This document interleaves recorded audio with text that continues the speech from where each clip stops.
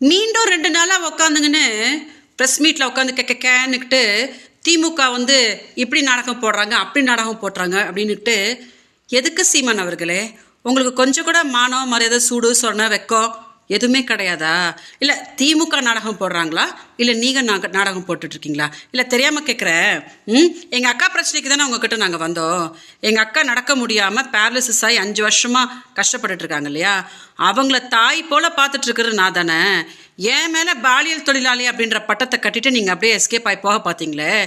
உண்மையான நிலைமை என்ன அப்படின்னு காட்டுறதுக்கு முக்தார் அகமது தான் சென்னையிலேருந்து கிளம்பி வந்து எல்லாத்தையும் காட்டினார்.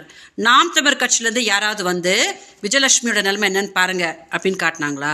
இல்லை நீங்கள் தான் என்னமோ பீத்துறீங்க இல்லையா, நான் தான் தமிழ்நாடு மக்களை காப்பாற்ற போகிறேன், நான் தான் முதலமைச்சராக கிழிக்க போகிறேன் அப்படின்னு சொல்லிட்டு நீங்கள் இந்த பிரச்சனையை என்னன்னு தான் நான் பெங்களூர் போய் பார்த்து இதை சால்வ் பண்ண தான் போகிறேன்டா அப்படின்னு பெங்களூர் கிளம்பி வந்தீங்களா? அதான் சுப்ரீம் கோர்ட் சொல்லியிருக்காங்கல்ல, என்னன்னு பேசி அதை சமாதானம் பண்ணுங்க அப்படின்னு சொல்லிட்டு அதெல்லாம் அப்படியே விட்டுக்கிட்டு உட்காந்து ப்ரெஸ் மீட்டை என்னமோ பெரிய உத்தமர் மாதிரி திமுக அதை பண்ணுச்சு இதை பண்ணுச்சு அப்படின்னு தூணு. எனக்கு வந்து நீங்கள் சிரிச்சா எனக்கு அப்படியே எரியும்.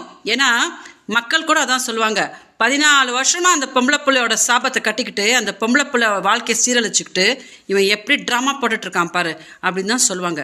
எனக்கு என்னமோ நீங்கள் சிரிக்கும் போது மான மரியாதையே இல்லை அப்படின்னு தான் தோணும்.